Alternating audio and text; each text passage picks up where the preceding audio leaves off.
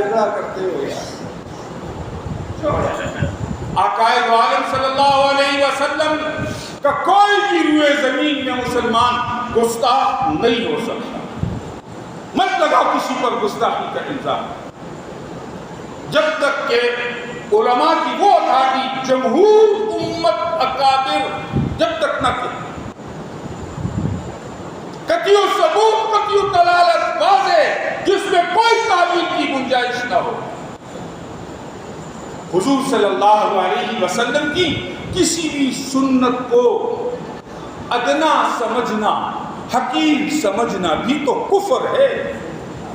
حضور کی کسی چیز کی بے ادبی کرنا، یہاں تک فرمایا کہ آقائے دو عالم صلی اللہ علیہ وسلم کے لباس مبارک کو میلا کہنا یہ بھی بے ادبی ہے.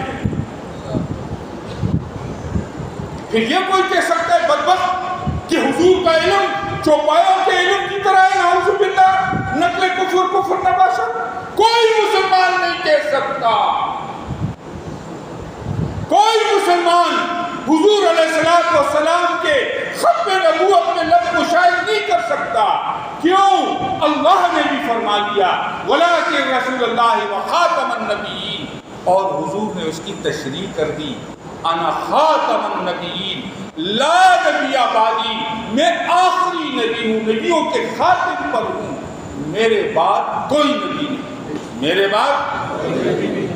فرما گئے یہ ہادی لا نبی بعدی، ذرا زور سے کہو، فرما گئے یہ ہادی لا نبی بعدی. آواز نہیں آئی؟ فرما گئے یہ ہادی، آواز نہیں آ رہی؟ لا نبی بعدی کو ایمان کا تقاضا ہے، ضروریات دین میں سے ہے. اس مسئلے میں ذرا سی بھی لچک، ذلی، بروزی کسی نئے نبی کو نئی شکل میں کسی بھی اعتبار سے ماننا آدمی کو اسلام سے خارج کر دیتا ہے. اللہ ہماری حفاظت فرمائے. آمین.